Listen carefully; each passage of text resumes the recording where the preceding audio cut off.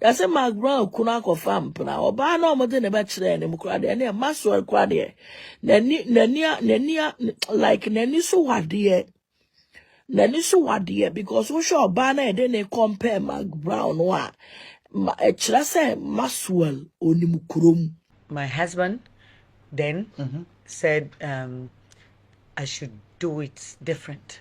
That's why we bought a car and we started our own cooking show. With UTV came as I used to host a cooking show called A Bean Show. Abusiafo na ne ejabo eja na nkasa kwa badu.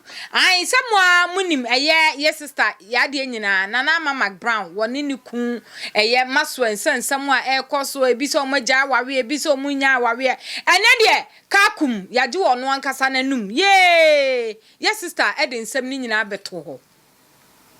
Wasi one ene meboa wo de ha ho yenkwane yenkwohwe video Ama McBrown grante one of your sister interview asamu Ama ekaye no yenhwe mrasisi. My husband then said I should do it different. That's why we bought a car and we started our own cooking show. With UTV came as I used to host a cooking show called A Bean Show for someone, and we signed for 5 seasons. After the season, I said I want to move on with my life. I've built your show for you and keep it. Let me also move. At that time, I'd wanted to do my show. It was 2, the McBrown show and the McBrown's Kitchen. And I used to have some small house be at Kwabinya. Wanted to do it there, but my husband then said I should do it different. That's why we bought a car and we started our own cooking show. Again, since the first show was on UTV, I wanted to take my show to Adom. Okay. I went to Adom, I spoke to them, and they were about to give me a day when I saw the previous show, A Bean Show, on Adom. I was like, but I just left the station. Why didn't they tell me that A Bean Show has moved from UTV? Because I was actually wishing that I can show it on UTV, but I didn't want it to be like a competitive strategy, and that's what I want to push the people. No. Unfortunately for me, they moved themselves to Adom. Okay. The same day I went to speak to Adom people, that's when the same evening I saw A Bean Show on Adom. I said, so why didn't they tell me? So I decided then let me go and speak to UTV people and see if they will give me time. Yes. When I went, they were like, oh, the lady has moved the show from here, so we're about to do our show. So come and do our show for us. I said, oh, unfortunately, I'm coming to talk to you with a finished show. It's already packaged. It's already done. If I knew, probably we would have sat down and talked about it. But I've done it. This is like 3-5 episodes for you. They were like, okay, it's still the same family. Bring it on. Let's show it. And I had to sit down. We agreed and we started showing. With the other show, United Showbiz, it was way after my cooking show. And then Despite Media is like a family. So one day we're eating, me, myself, and the management. And we all decided like, Nana, you need to have another show. Your energy there, you can have like 10 shows, and every show will be unique. So bring something on board. Like, so if I have to do another show, probably entertainment. If not, I can't do politics. I don't want to offend people. I can't do sport. It's still politics. And in my circle, I can do entertainment. And that's all we all came up with the name United Showbiz. Do you think you have it all? I mean, someone can look at you and say, you know what? She's gotten it all. All in all, I have it. But when we say all doesn't have a full stop. That's it. All keep going. But in the meantime, if I look at myself, what I've built for myself, I can give myself 80% all. Okay. The rest is to keep the name well and keep working and then be nice. Yes. Because as for the blessings, it can't stop. Mm-hmm. That's how I see myself. God made me very special, very different. Mm-hmm. Everything you give me and I touch, because it is from God. Yeah. It works. It works. Yes. Everything I speak, because it is from God, it sells. It works. Mm-hmm.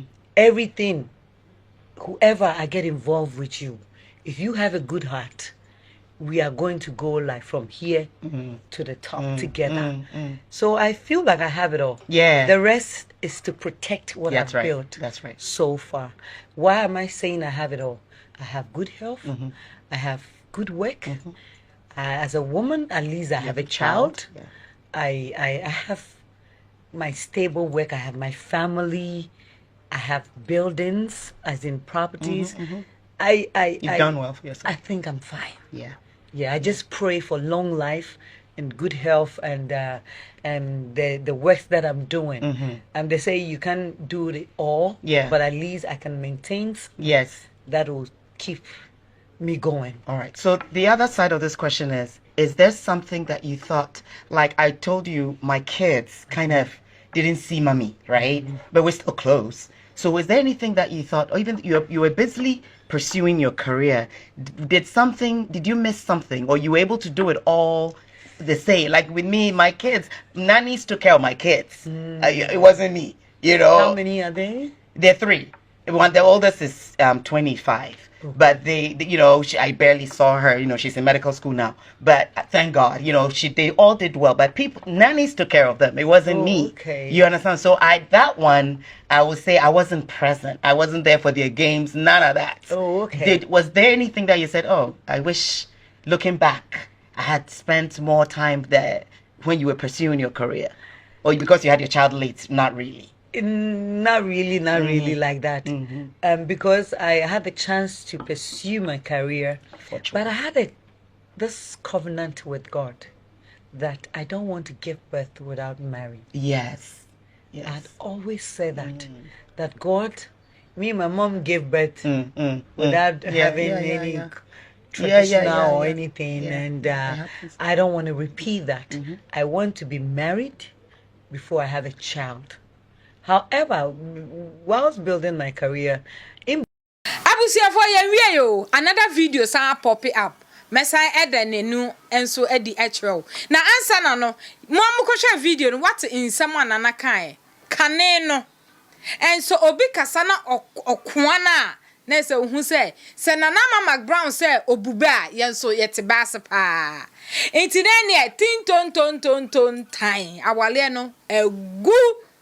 Hey, na way ena ya maami bi nso abekasa evangelist Dr. Mama Pat ai me evangelist ba kope wono so de na no abehwim ene ne nsem ono so de abegu o de chenchirenche wose ne ku ameno amenne onkasa jejejeje biem ai ne ku amma no smooth doggy ama kokko ne ho ama ne honam nyina esisi ne so it won kasa Beg na ono so eye agrada so de abehwim ne kasa ne de eye quiet wo sha sa ampa wo sama maame kan because me hu sa eye ye maame Dr. Evangelist alias agrada abekasa ma wakasa kitikiti sada because here what you say papa de ameno wasisi ne ho so wa ma ne ho asisi ne ho so ama na hu say yes eba oba ye bulaka to de wunya ne mu oden ni etimi sisi wo so atumi say yes wo ntimi sisi wo so ma sebe ba bia esa wo kasa kora kasa na ma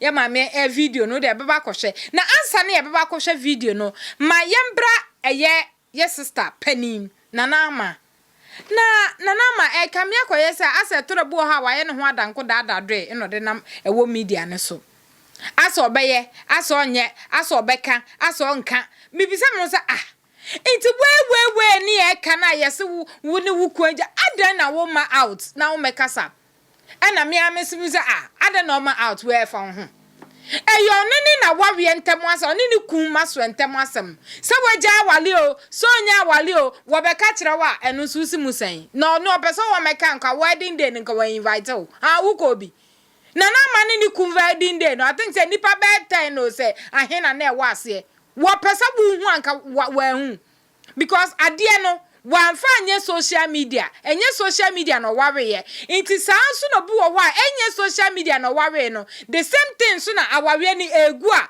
on fa social media because obe ware na wa mo bia ma ne de ehu ya ne say video ba ko mienu bi apope e wo media ne so that is it. Enti ada na mo twema nanama srani abasa ene waja awawe na mo mienka eno ne ayi kobi wo ho ene na mse Ghana for cry de ne hamo ade ne hamo enti ada na mo mienyan nanama no mo ne bra mo mienhwe asama Mama anase evangelist Mama Pat alias aka Agrada wono so e de abehwim yenko yekotie ba yebeto aso Yase McBrown kuna ko fam na oba na omode ne be kire ne mukura de ne Maxwell kwa de nani like nani so wade because we show oba na e de ne compare McBrown wa e kire se Maxwell onimukurom ye wo binim omo ye nkurasefo tepeka nkurasefo ye de oba begyina ono ye so oba we nani wukunu twempo na sister wan hwe ye wudu tibe kwa akohwe dua mu oba jonki abodanfo nkurasefo ena wukunu be kwa akofa wo mo hwe oba bia wo ye very loud oba bia nani ade no onfa nko ne relationship mu abusuafo Mama can't me job or love on the Sweden como. And I yakwane boko. So when my husband get inside, I will stop this video. Because he don't want me to come to the Facebook for now. He said that I should have a rest. And you know, only one of my son life way. Nana, I'm telling you, Nana. Ukrono no one pe divorce the guy. Jino neko na otu onyo bafu send on one your papa you too you get some this video yeah abusiafo enya samu mo hu so de ye mame evangelist kasa ena nanama esese we maso no ompena we jai because we oba onyo ba fon oho feye pa and I'm say hey mama Pat say uni mododi me kwa me mame anokwa Mommy Monsam Emma Evangelist Mama Pat aka Agrada School. Ane ya mame Agrada ye oda erade dom na mame odo a wo dia ma me mame Agrada ibi wate o be dome te sa Agrada. Ane otimu say ye wase miku asiama ama mame iti on person mekasa bebre inti we kra me na me difo ya ba mpaso a and I'm say ma we do oboa ma uku esiama bo smooth doggy abo wine glass esisi ho so inti kasa ne kra ma and me oba de he wo yesa de we wi a wo ye mre adado die esiama jutu ana 3 ana mema 4 ana esiama wo be memu a wutimi si me mama de say wa mana ye fe wa mama evangelist Dr. Agrada bakope wupo wumpo alias oba fefe ho fe wate ene wo mana sisi de ho so ene wo no so de abehwim iti na ye kwa ana se ye besorisa na ye ntufu kakra ye ndi nkomo kakra ewiasi mu ahụ aya akọba bia obi pe wasem wokọ baabi ni empe wasem a free ho ebia nya ho na wani mo nyama ana se wuye die ewo wokọ baabi ni empe wa free ho dan se de bia na ukọ na ya na debi ana ye nhwe ye nua na na ama ne ho ofededa batabroso abroso would wale biase na wale no hwe na entete awale na etete wo chesa wawe ne enkoye da bia esu da bia reho wuti nisio minia wo bewu agya nkola ne ho swim ai frimu na akoba bi ni empa akoba bi foforo yesese ni mo entibi wa entete wo ntoma enti ba bia wo kwa ye je ofa wo so no eho na wakọ Nyemo mo kwa no watutu wana mo nso yie. Wa wo hwa ye maso new girlfriend ya ye say wa bi ede. Akosi akuma bi ede. Hey, chese wom se na ma your ba o, but who say me atrebo am your ba ba utimi hu nyonko ba. Okwa no watwa wani no ahwe. Nyame abode de efa no ahwe. No ahwe kakra.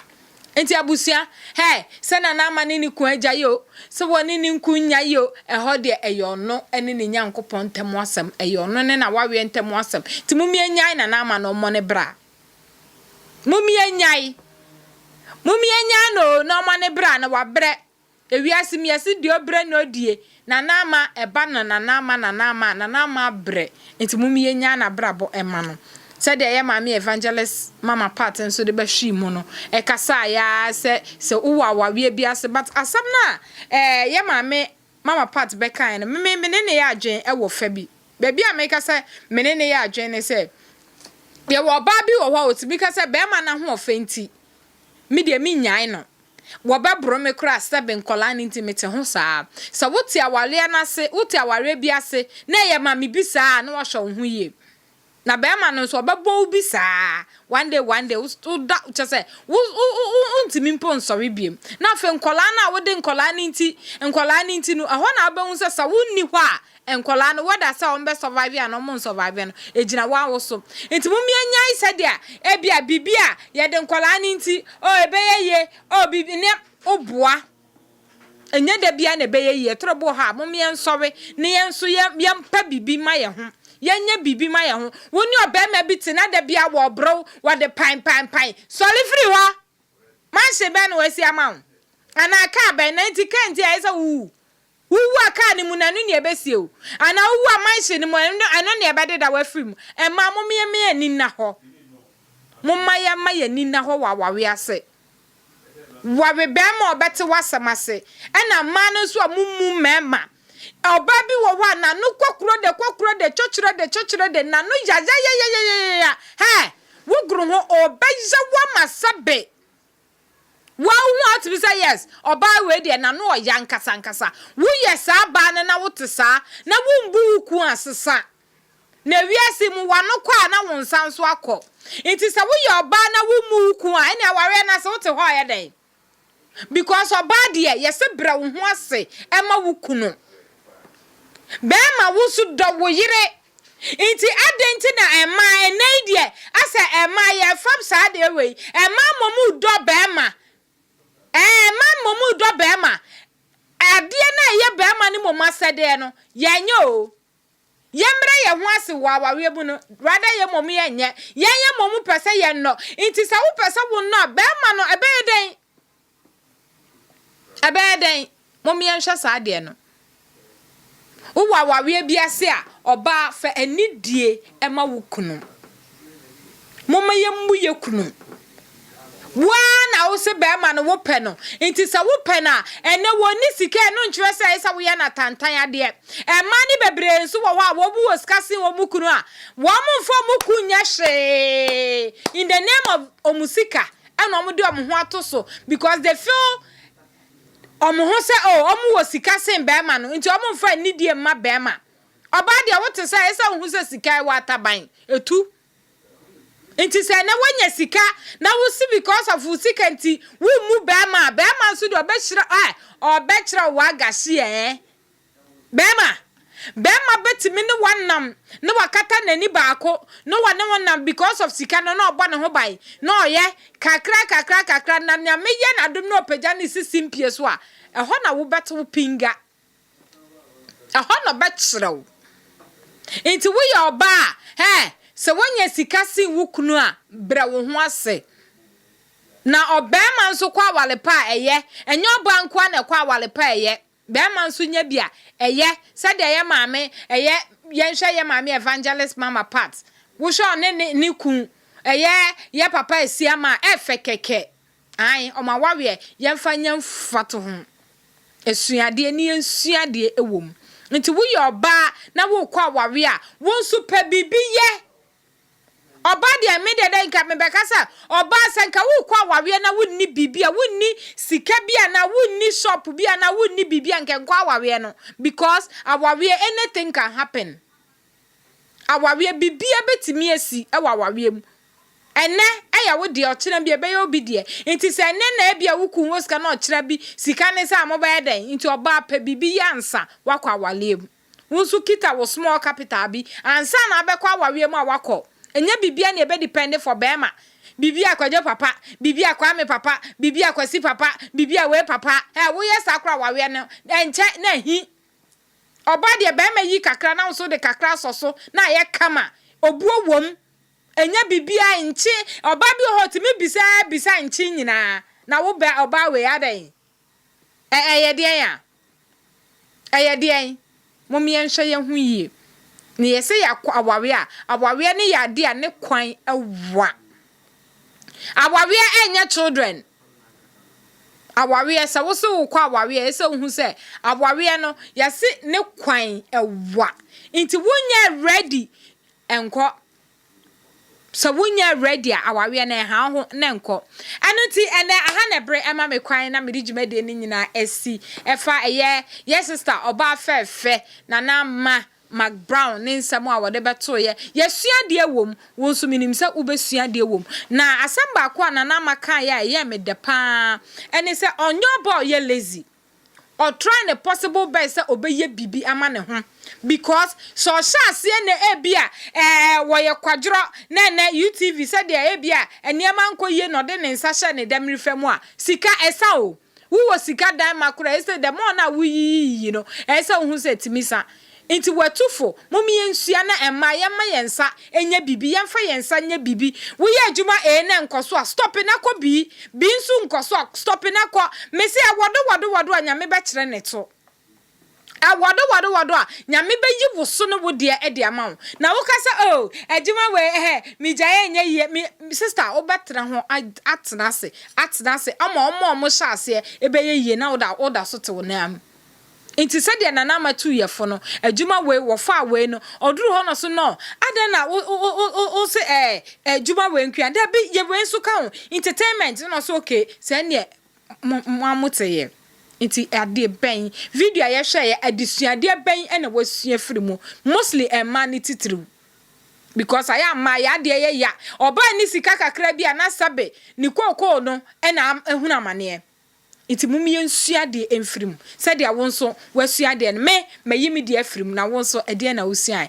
eno ti ene ha na bre ema me kwanam digimede ni nyina esi aha eye mama radio no wasugusu a wutie me ene die mu sa won subscribe to your channel na bomodo ya so be subscribe na wa like na wo do comment aka ho ede amaye medini nsisa trewa shodi makram